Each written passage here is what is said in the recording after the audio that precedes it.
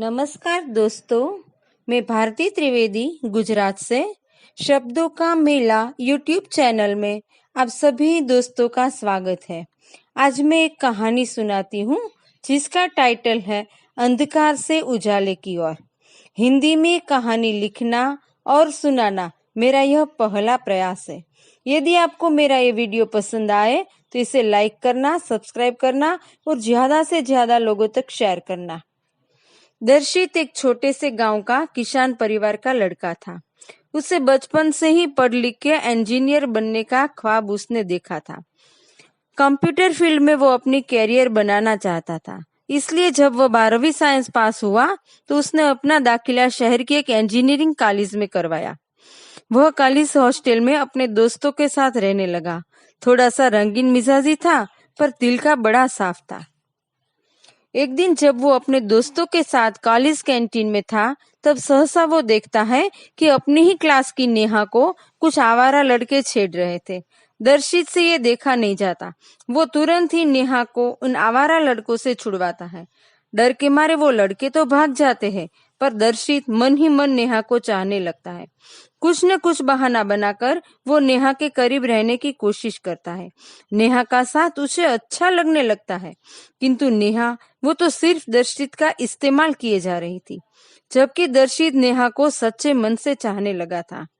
दर्शित के मित्रों का दर्शित को नेहा से इतना लगाव बिल्कुल पसंद नहीं था, क्योंकि वे नेहा को जानते थे। बार बार दर्शित को नेहा से दूर रहने के लिए समझाया करते थे, जबकि दर्शित मनोमन नेहा को इतना चाहता था कि एक भी बात मानने को तैयार न था। दर्शित के दिलो दिमाग पर बस एक ही छवि अंकित हो गई थी। वो मानता था कि इतनी ब्यूटीफुल गर्लफ्रेंड होने की वजह से दोस्तों को उनसे जलन होती है। दर्शित नेहा के पीछे अपना समय और पैसा दोनों बर्बाद किए जा रहा है। कॉलेज के हर एक सेमेस्टर में एटीकेटी मिल रही है, फिर भी उसे कोई फर्क नहीं पड़ता। जैसे तैसे वो लास्ट सेमेस्टर में आ पहुंचा। एक भी एटीकेटी क्लियर नहीं होने की वजह से दर्शित को कॉलेज से डिटेन किया जाता है। वह बहुत परेशान हो जाता है। नेहा भी 2 दिन से कॉलेज में नहीं दिखाई दी।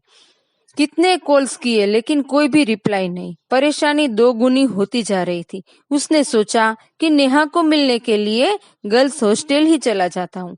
जब दर्शित गर्ल्स हॉस्टल के गेट के करीब पहुंचा तो उसने देखा कि एक पेड़ के नीचे नेहा खड़ी खड़ी किसी से हंस हंस के और ठहाका लगा लगा के अपने मोबाइल से बात किए जा रही थी। कौन होगा जिससे नेहा इतनी हंस हंस के बात करती है? ये जानने के लिए दर्शित थोड़ा खिसक गया और नेहा की बातें सुनने का प्रयत्न करने लगा। नेहा राज नाम के लड़के का बार बार जिक्र किया करती थी और हंस हंस के बोल रही थी कि उसने कॉलेज के इन दिनों में दर्शित का कैसा यूज किया। नेहा के मुंह से ये सारी बातें सुनकर दर्शित की आंखों के आगे अंधकार सा छा जाता है। वो बहुत हर्ट होता है। अब उसका अपने दोस्तों की बातों याद आती है, लेकिन अब पछताए क्या होए जब चिड़िया चुभ गई खेत। एक तो उसके प्रेम का करुण अंत और दूसरी ओर कैरियर की बर्बादी।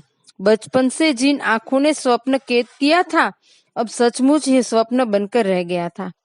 उसको अपने गांव में रहते माता पिता का स्मरण हो रहा था। कितने अरमान थे मेरे लिए। अब वो बिल्कुल निकम्मा बेटा हो गया था। क्या उत्तर दूंगा मैं अपने पिताजी को? ऐसे अनेक सवाल उठ खड़े होने लगे। इन सभी सवाल का दर्शित को एक ही उत्तर दिखने लगा, जिंदगी का अंत लाना। आत्महत्या, आपघात, सुसाइड। अपनी जिंदगी से बिल्कुल हार चुका था। जिंदगी का अंत लाने से पहले वो अपने माता पिता और छोटी बहन, जिसे वो गुड़िया कहता थे, सभी से बातें करने की इच्छा हुई। तुरंत ही उसने मोबाइल निकाला और सबसे खुशी खुशी बातें की। बाद में उसके पैर भारी हो गए, सांस भी फूलने रही थी। शहर की बाहर से निकलने वाली एक कैनाल की ओर वो बड़े आत्मविश्वास और तेज कदम से चलने लगा।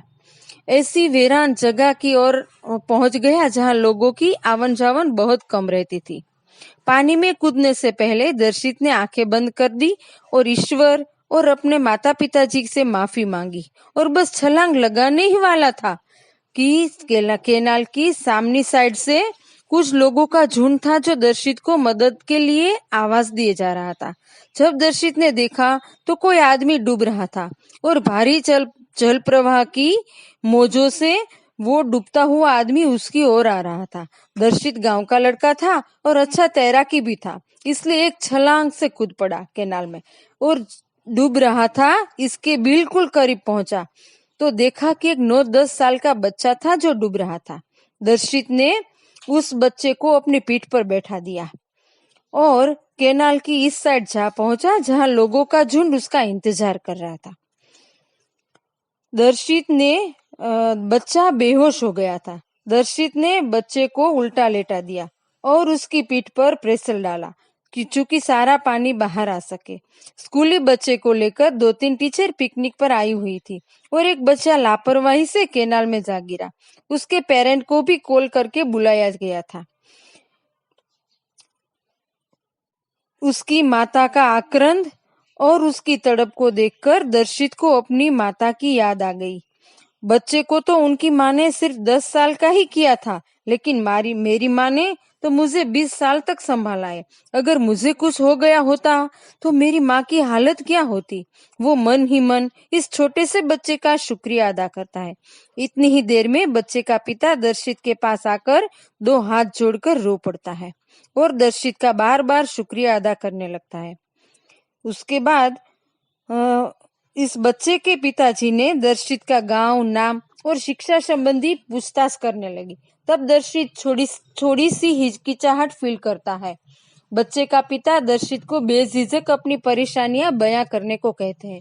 तब दर्शित उनके साथ अपनी कैरियर के बारे में और कंप्यूटर फील्ड में इंटरेस्ट के बारे में बातचीत करता है। वो बालक जिसका नाम राघव था, उसके पिता राकेश मल्होत्रा शहर की ख्यात नाम सॉफ्टवेयर कंपनी प्राइम इन्फोटेक में एमडी थे। वो दर्शित को अपना विजिटिंग कार्ड देकर अगले दिन सुबह 11 बजे मिलने आने का प्रॉमिस लेकर चले जाते हैं। दूसरे दिन दर्शित जब मिलने जाता है तो उसे डेटा ऑपरेटर की पोस्ट के लिए सिलेक्ट किया जाता है। वह कंपनी डायरेक्ट लर्निंग मोड अंतर्गत एक ऐसा प्रोजेक्ट भी चला रही होती है जिसमें जॉब के साथ साथ रात्रि कॉलेज में प्रवेश मिल जाता है और कर्मचारी की टैलेंट, प्रामाणिकता और लगन को देख डिग्री के लिए क्वालिफाइड भी किया जाता है। दर्शित होशियार तो था ही, लेकिन यहाँ कर अच्छे काम की वजह से होनहार भी हो गया था। कंप्यूटर की डिग्री मिलने की वजह से उसे क्यूए क्वालिटी एंश्योर का प्रमोशन मिलता है। अपने बेटे दर्शित की काबिलियत के किस्से सुन सुनकर माता और पिताजी को बड़ी खुशी मिलती है। ऑफिस की कितनी लड़कियां भी दर्शित को प्रपोज करती है, लेकिन प्रेम शब्द सुनकर मानो एक बिजली सी गिर जाती है। अब वो पूरी तरह से कंपनी में सेटल हो चुका है। इस शहर में गाड़ी, बंगला सब कुछ है। गांव में अच्छी खासी खेती भी संभाल रहे उसके पिताजी। माताजी बार बार शादी के लिए प्रेशर डाल रही है, लेकिन एक लड़की से प्रेम के बदले में धोखा मिला था, इसलिए अब औरत नाम से नफरत करने लगा था। दर्शित ने अपनी माँ की बीमार होने की खबर सुनकर वो गांव जाता है। तब उसकी मुलाकात एक चैताली नाम की पढ़ी लिखी युवती से करवाई जाती है। दर्शित चैताली से मिलता है और अपना नेहा के साथ बीता हुआ पास्ट शेयर करता है, लेकिन चैताली को इस एक तरफा प्रेम से कोई आपत्ति नहीं है। दोनों की मर्जी से शादी करवाई जाती है। तब दर्शित इंस्टाग्राम पर एक पोस्ट शेयर करता है, मेरी डूबती हुई नैया तूने नाविक बन के पार लगाई, मेरी डूबती हुई नैया तूने नाविक बन के पार लगाई, टूटी फूटी और वीरान सी मेरी जिंदगी में हे ईश्वर आपने खुशियां ही खुशियां बिखेरी। घने अंधकार से मुझे आपने उजाले की ओर लाया, मैं उजाले की ओर चल पड़ा। आपका शुक्रिया शुक्रिया ए खुदा, आपका बहुत बहुत शुक्रिया।